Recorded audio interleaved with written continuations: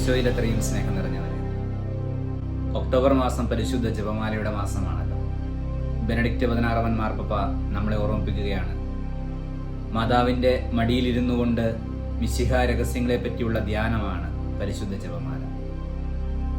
പരിശുദ്ധ അമ്മയെപ്പറ്റി ഉള്ള ഒരു ചിന്ത നിങ്ങളുമായി പങ്കുവെക്കുവാൻ വേണ്ടി ഞാൻ ആഗ്രഹിക്കുകയാണ്.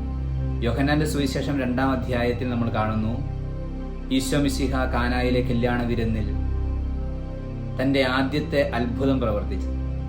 നമുക്കറിയാം, ഈശോ മിശിഹ ആ അത്ഭുതത്തിലേക്ക്, ആ കുടുംബത്തിൻ്റെ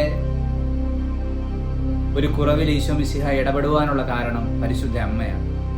പരിശുദ്ധ അമ്മ അന്ന് ആ കുടുംബത്തിന് വേണ്ടി മാധ്യസ്ഥം വഹിച്ചതുകൊണ്ടാണ് ഈശോ മിശിഹ അവിടെ അത്ഭുതം പ്രവർത്തിച്ചത്. നമ്മുടെ ജീവിതത്തിലും നമ്മൾ എപ്പോഴും അത്ഭുതങ്ങൾ അന്വേഷിച്ച് നടക്കുന്നവരാണ്. നമ്മുടെ ജീവിതത്തിലെ ഓരോ കുറവുകളിലും നമ്മൾ തമ്പുരാനോട് പ്രാർത്ഥിക്കും, ദൈവമേ ഒരു അത്ഭുതം പ്രവർത്തിക്കണം, ദൈവമേ ഒരു അത്ഭുതം പ്രവർത്തിക്കണമേ എന്ന് നമ്മൾ പലപ്പോഴും ദൈവത്തോട് പ്രാർത്ഥിക്കുന്നുണ്ട്. നമ്മുടെ ജീവിതത്തിൽ ധാരാളം അത്ഭുതങ്ങൾ പ്രവർത്തിക്കുന്നുമുണ്ട്. പക്ഷേ കാനായിലെ കല്യാണ വിരുന്ന് നമ്മളെ ഓർമ്മിപ്പിക്കുകയാണ്, നിന്റെ ജീവിതത്തിൽ ദൈവം വിശിഷ്യ ഇടപെടണമെന്ന് നീ ആഗ്രഹിക്കുന്നുണ്ടെങ്കിൽ പരിശുദ്ധ അമ്മയിലൂടെ ദൈവത്തിലേക്ക് എത്തുകയാണ് നമുക്കുള്ള എളുപ്പമാർഗം. അതുകൊണ്ടാണ് വിശുദ്ധ അഗസ്റ്റിൻ പറഞ്ഞു വെച്ചത്, പരിശുദ്ധ അമ്മയിലൂടെ ഈശോയിലേക്ക്. അങ്ങനെ യോഹന്നാന്റെ സുവിശേഷം 2-ാം അധ്യായം നമ്മളെ ഓർമ്മിപ്പിക്കുന്നത് പോലെ ഈ ജപമാല മാസത്തിലും നമുക്ക് പരിശുദ്ധ അമ്മയിലൂടെ നമ്മുടെ ജീവിതത്തിലേക്ക് അത്ഭുതങ്ങളെ ക്ഷണിക്കാം.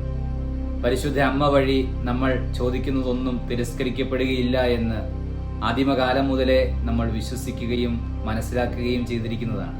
അതുകൊണ്ട് പ്രിയപ്പെട്ടവരെ, ഈ ഒക്ടോബർ മാസം നമ്മുടെ ജീവിതത്തിൽ അത്ഭുതങ്ങൾ നിറഞ്ഞതാകട്ടെ.